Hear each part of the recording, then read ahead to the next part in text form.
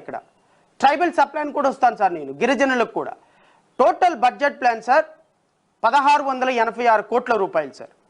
1686 కోట్ల రూపాయలు. Total plan budget మీరు 4.90 crores. టోటల్ బడ్జెట్ రెండు కలిపి 1946 కోట్ల 26 రూపాయలు. అంటే మీరు ఎలాకేట్ చేయవలసినటువంటి బడ్జెట్లో కూడా ఎలాకేట్ చేయలేదు ఎస్సీ ఎస్టీలకి. ఇది 2015 and 16. 2016 and 17 వద్దాం. 49,134 కోట్ల రూపాయలు టోటల్ సప్లాన్ టార్గెట్ అయితే మీరు అలోకేట్ చేసింది 8,724.26 లక్షల కోట్లు, 26 లక్షలు. అంటే 8,724 కోట్ల రూపాయలు మాత్రమే మీరు అలోకేషన్ చేసి చేతులు దులిపేసుకున్నారు. 33,099 కోట్ల రూపాయలు, 96 లక్షల రూపాయలు ట్రైబల్కి ఇవ్వాల్సింది మీరు టోటల్ బడ్జెట్ వచ్చి 3,590 రూపాయలు. అంటే 73% అలాట్మెంట్ జరిగింది. This is a far better. So మీరు ఎస్సీ ఎస్టీలకి సప్లాన్ నిధులు ఇవ్వవలసిన సందర్భంలో ఆ సప్లాన్ నిధులు అలాట్మెంట్ జరగటంలో ఇంత దారుణంగా జరిగితే ఇక ప్రజలు మిమ్మల్ని ఏమని ఇంద్రుడు చంద్రుడు అని మళ్ళీ ఓటేయాలి సార్? చెప్పండి సార్. ఇవన్నీ వాస్తవాలు కదా. ఇప్పుడు పాలకపక్షం అనేది తప్పు చేస్తుంది అన్నప్పుడు ప్రతిపక్షం కూడా మీరు ఇంతకుముందు ఏం తప్పు చేశారో నేను చెప్పాలి కదా.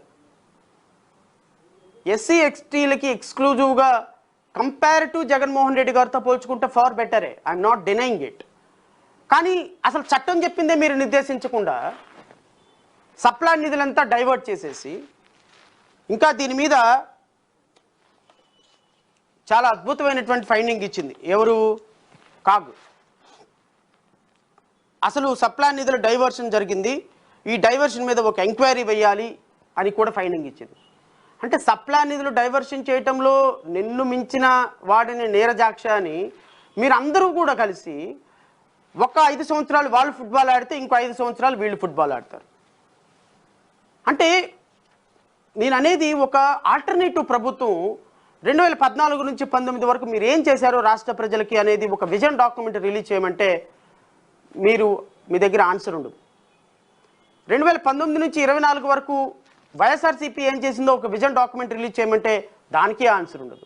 అంటే మీరు తంతే వాళ్ళు తంతే మీరు తప్ప ఈ రాష్ట్ర ప్రజలకి ఇంకొక దిక్కు లేదా, ఇంకొక అవకాశం లేదా అని మరి ముఖ్యంగా సప్రెస్డ్ పీపుల్ ఆలోచించాల్సిన పరిస్థితి ఉంది.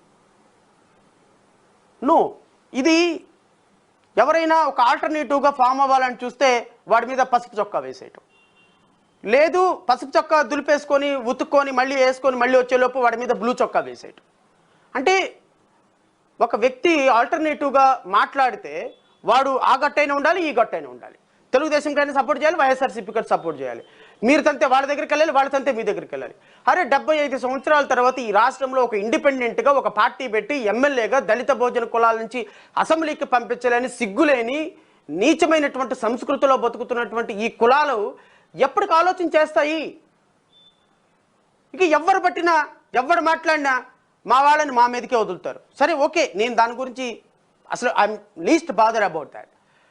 ఒక వ్యవస్థలో ఒక ముఖ్యమంత్రిగా 14 సంవత్సరాలు ముఖ్యమంత్రిగా పనిచేసినటువంటి మీరు సాధించిన ప్రగతి అంటే ఒక విజన్ డాక్యుమెంట్ రిలీజ్ చేయనప్పుడు మీరు ఎట్లా విజనరీ అవుతారు ఈ రాష్ట్రానికి అని అడుగుతున్నాను.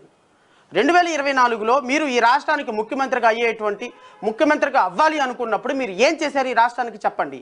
ఏం చేశారో ఈ రాష్ట్రానికి చెప్పలేదు అంటే 2019లో మీకు ఇచ్చిన 23 సీట్లకి ఎందుకు ప్రజలు తక్కువ సీట్లు ఇచ్చారో సమాధానం చెప్పండి.